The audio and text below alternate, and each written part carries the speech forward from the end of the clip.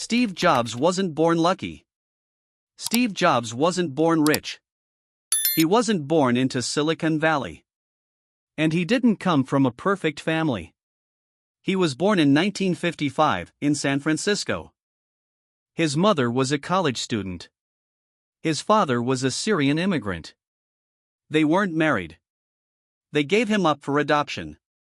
Steve was adopted by Paul and Clara Jobs, a modest working-class couple. His father was a mechanic. His mother was a bookkeeper. They lived in a small house in Mountain View, California. No wealth. No tech empire. Just an average home with average struggles. But Steve wasn't average. As a child, he was curious. He would take things apart, just to see how they worked. He spent hours in his father's garage learning to build and repair electronics. His father taught him how to work with his hands. More importantly, he taught him to care about craftsmanship. Even the parts people can't see, he said, should be beautiful. That lesson stuck. In school, Steve was smart but difficult. He got bored easily. He challenged teachers. He played pranks. One time, he got suspended for putting explosives under a teacher's chair. He wasn't disciplined. He wasn't obedient. But he was sharp. Restless. Driven. As he grew older, Steve began to explore things most kids didn't. He read about Zen Buddhism. He experimented with diets, fasting, and alternative lifestyles. He walked barefoot on campus. He dropped out of college after just one semester. He had no money. He slept on the floors of friends' dorm rooms. He returned Coke bottles for a few cents to buy food. Every Sunday, he walked across town to the Hare Krishna temple for a free meal. He wasn't chasing wealth. He was chasing something deeper. He wanted to understand life. He wanted to see differently. He wanted to build things that mattered. And even when he had nothing, he never stopped dreaming big. A curious mind with a rebel heart. Steve Jobs was never just a student. He was a questioner. A wanderer. A rebel with too much curiosity. At Homestead High School, he met Steve Wozniak. Wozniak was a shy genius and engineering wizard. Jobs was not an engineer. But he understood people. He saw how technology could change lives. They bonded over pranks and passion. They built blue boxes, illegal devices that let people make free long-distance phone calls. Jobs didn't invent the tech. But he saw how to package it. How to sell it. That pattern would define him for life. After dropping out of college, Jobs stayed on campus. He took only the classes that interested him. Calligraphy. Philosophy. Design. Years later, he would say, "If I had never dropped in on that calligraphy class, the Mac would have never had multiple typefaces or proportionally spaced fonts." He followed his curiosity, not a career path. He believed life was not a straight line. It was about connecting dots looking backward. At 20, Jobs took a spiritual trip to India. He shaved his head. He wore robes. He sought enlightenment. But more than anything, he learned to see the world differently. Simplicity. Clarity. Focus. When he returned, he wasn't interested in climbing a corporate ladder. He wanted to build something from nothing. And he wasn't afraid to break rules to do it. Steve Jobs believed in intuition. In instinct. In walking your own path even when no one else understands. He once said, "Don't let the noise of others' opinions drown out your own inner voice." That voice led him to his next big decision. To start a company. With no office. No team. No plan. Just a garage, a friend. And an idea. From garage to global, the start of Apple. It began in a small garage in Los Altos, California. The year was 1976. Steve Jobs was 21. Steve Wozniak was 26. They had no money, no business plan, no employees. Just one shared belief. Computers should be for everyone, not just corporations or scientists. Wozniak had built a personal computer, the Apple I. Jobs saw its potential. He convinced Wozniak to sell it. He talked a local electronics store into buying 50 units. Then he convinced a supplier to give them parts on credit. Jobs didn't build the computer. He built the story. He built the deal. He and Wozniak worked day and night in that garage. Assembling boards. Testing parts. Packing each unit by hand. They named the company Apple. Not because it was technical, but because it was simple, friendly, human. And it worked. The Apple I sold. Then they built Apple II, a fully assembled, color-capable personal computer. It was a breakthrough. Schools loved it. Families loved it. By 1980, Apple went public. It was one of the most successful IPOs in history. Steve Jobs, at age 25, was worth over $100 million. But that wasn't what excited him. He wasn't chasing wealth. He was chasing the future. He wanted to create tools that empowered people. He wanted to put technology in the hands of everyone. And he believed in doing it with beauty and simplicity. Apple became known not just for products, but for philosophy. Design mattered. Experience mattered. Every curve, every click, every box it shipped in, it all had to feel right. Because Steve believed people who are serious about software should make their own hardware. Apple wasn't just a company. It was a revolution. Built by two young men. From a garage. From nothing. And that was just the beginning. Fired from his own company. By the early 1980s, Steve Jobs was a celebrity. He had money. He had power. He had created one of the fastest growing companies in America. But behind the scenes, things weren't smooth. Jobs was brilliant. But he was also demanding. Stubborn. Sometimes harsh.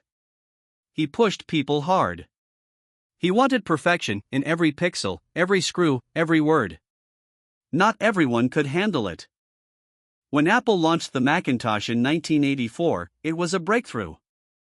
Beautiful. User-friendly. Visionary. But it was also expensive. And sales were slower than expected. Jobs clashed with the CEO he had helped bring in, John Sculley. They disagreed on the future of Apple. On the Mac. On Steve's role. And then it happened. In 1985, the board of Apple voted to remove him from his own company. Steve Jobs, the founder, was fired. He was 30 years old. Rich. Famous. And suddenly, lost. He later said, "It was devastating. I felt like I had been publicly rejected." For the first time in his life, he had no plan. No team. No next big thing. He wandered. He traveled. He thought. And then something unexpected happened. He realized this. I still loved what I did. I'd been rejected, but I was still in love. So he started over. Not with revenge, but with clarity.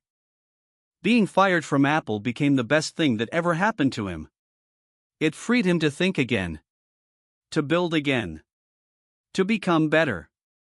Because sometimes, losing everything is what lets you rediscover who you really are. Failure, learning, and the road back. After Apple, Steve Jobs disappeared from the spotlight. But he didn't stop working. In 1985, he started a new company called Next. It was supposed to build the future of computing. He invested tens of millions of his own money. He hired brilliant engineers. He demanded excellence in design, inside and out. The result? A beautiful, powerful, but overpriced machine. Next didn't sell well. The company lost money. It looked like failure. But what Jobs built at Next, the software, the philosophy, the attention to detail, would later become the foundation of Apple's future. At the same time, he made another move. He bought a small animation studio from George Lucas. It was called Pixar. Most people thought it was a toy. Jobs saw something else. He poured money into it. He believed in its artists. He waited 4 years, with no return. Then came Toy Story. It was the world's first fully computer-animated movie. It changed animation forever. And made Pixar a global success. When Pixar went public, Jobs became a billionaire again, but in a completely different industry. More importantly, he had changed. He was still intense. Still demanding. But deeper. Wiser. More aware of people, not just product. And then, something unexpected happened. In 1996, Apple was failing. Its products were scattered. Its identity unclear. The company that Steve Jobs started was losing direction. Apple decided to buy Next, not just for its software, but for Steve. And just like that, he was back. But this time, he wasn't just the founder. He was the one who had failed. Learned. Grown. And now, he had a second chance. The comeback was about to begin. Simplicity, vision, and obsession. When Steve Jobs returned to Apple in 1997, the company was broken. Its products were confusing. Its strategy unclear. Its future uncertain. Jobs went to work. He cut product lines. Fired managers. Simplified everything. He believed that simplicity is the ultimate sophistication. He didn't ask, what features can we add? He asked, what can we remove? Jobs wasn't trying to make Apple big again. He was trying to make it great again. And it started with design. Not just how it looked, but how it worked. How it felt. How it fit into your life. He said, design is not just what it looks like. Design is how it works. Under his leadership, Apple launched the iMac, bold, colorful, all-in-one. iPod. 1000 songs in your pocket. iTunes, a revolution in how we buy music. The iPhone, the most important tech product of its time. The iPad, a new category of personal device. Each product wasn't just innovative. It was intuitive. Jobs obsessed over every detail. He rewrote ad scripts. Refused to ship until the color was right. Demanded silence in meetings if people weren't thinking clearly. People called him difficult. But he believed. Real artists ship. It wasn't about ego. It was about excellence. He wanted to build products that people didn't just use, but loved. And it worked. Apple went from near bankruptcy to the most valuable company in the world. Because one man refused to accept average. He believed in focus. In vision. In saying no. He once said, I'm as proud of the things we haven't done as the things we have. That mindset of clarity, obsession, and courage shaped everything Apple created. It wasn't just technology. It was an extension of Steve Jobs himself. The billionaire who slept on the floor. Steve Jobs became one of the richest men in the world. But he never lived like it. He didn't own a mansion filled with gold. He didn't collect cars or luxury watches. For years, he lived in a nearly empty house. He slept on the floor. He walked barefoot. He ate simple. Often vegan meals. He drove the same car for years, without a license plate. Jobs wasn't poor. He was intentional. He believed that clutter, in your home, your mind, Your product was the enemy of focus. He once said, I'm convinced that about half of what separates successful entrepreneurs from the non-successful ones is pure perseverance. And perseverance requires clarity. Steve didn't want distractions. He wanted to build. To think. To make something great. Even when Apple was rising again, he didn't chase status. He chased meaning. He wore the same outfit every day, black turtleneck, jeans, sneakers. Not as a fashion statement, but to remove one more decision from his life. His focus was always on the work. When asked why he never gave up control of Apple's design, he said, because I care. It was never about money. It was about making something that mattered. He once told a story. When I was 17, I read a quote that went something like, if you live each day as if it were your last, someday you'll most certainly be right. That quote stayed with him. Every day, he asked, if today were the last day of my life, would I want to do what I'm about to do? If the answer was no for too many days in a row, he knew something had to change. Jobs lived as if time was limited. And in the end, it was. But that's what gave his work urgency. That's what gave his life depth. He never stopped being the kid who questioned everything. He never stopped thinking like an underdog. Even at the top, he never stopped acting like he had nothing to lose. How you can think like Jobs and build from zero. Steve Jobs didn't have a perfect childhood. He wasn't the most disciplined student. He didn't finish college.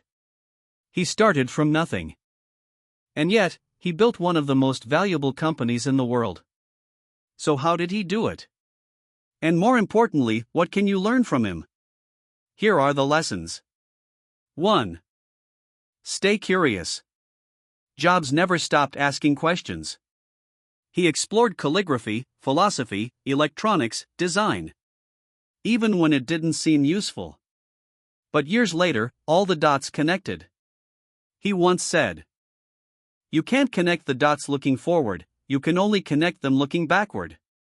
So explore. Follow your interests. Trust that they'll matter later. 2. Love what you do. Jobs believed passion fuels persistence. He said, people with passion can change the world for the better. Building something great is hard. If you don't love it, you'll quit. So find the thing that makes you forget the time. And give it everything.